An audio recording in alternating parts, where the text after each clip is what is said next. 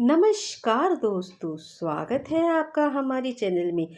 आज आपके समक्ष आंवला नमी पर सुनिए अमलय राजा की व्रत कथा। आंवला नमी की व्रत कथा के समय कही और सुनी जाती है।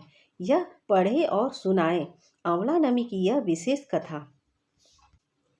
एक राजा था, उसका प्रण था। वह रोज 1.25 मन आंवले दान करके ही खाना खाता था। इससे उसका नाम आंवला राजा पड़ गया। एक दिन उसके बेटे और बहू ने सोचा कि राजा इतने सारे आंवले रोजाना दान करते हैं, इस प्रकार तो एक दिन सारा खजाना खाली हो जाएगा।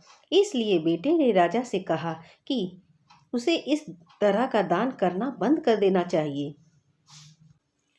बेटे की बात सुनकर राजा को बहुत दुख हुआ और राजा रानी महल छोड़कर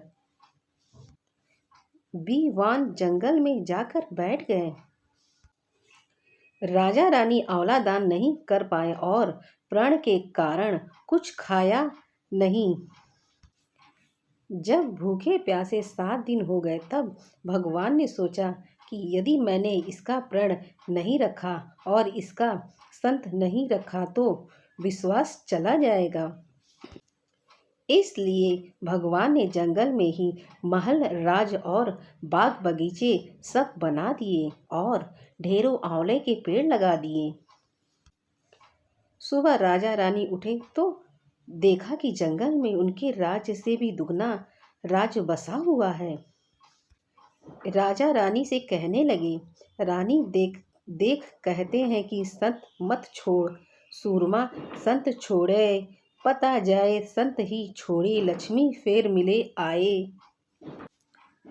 आओ नहा धोकर आंवले दान करें और भोजन करें। राजा रानी ने आंवले दान कर खाना खाया और खुशी खुशी जंगल में रहने लगे।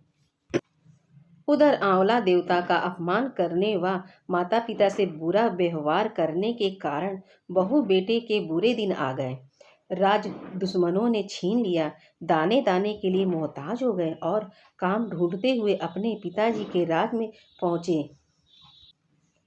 उनके हालत इतने बिगड़ गए हुए थे कि पिता ने उन्हें बिना पहचाने हुए काम पर रख लिया।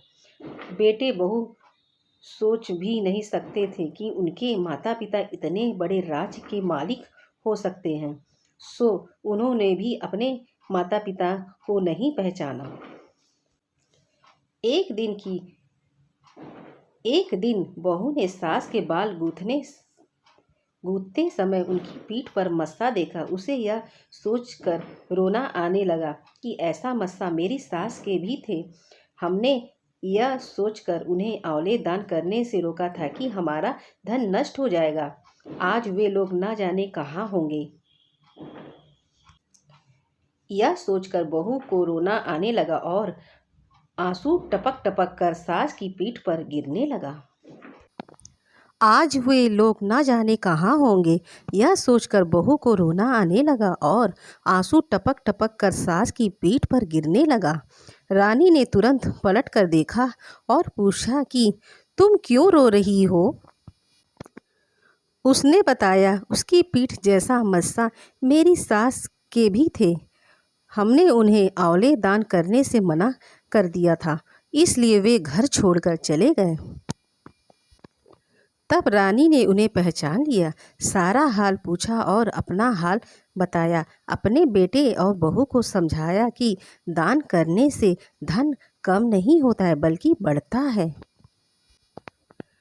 बेटे बहू भी अब सुख से रानी राजा के साथ रहने लगे। हे भगवान, जैसे राजा रानी का सत रखा वैसे सबका सत रखना, कहते सुनते सारे परिवार का सुख रखना। अगर मेरी वीडियो आपको अच्छी लगी तो हमारे चैनल को सब्सक्राइब करें।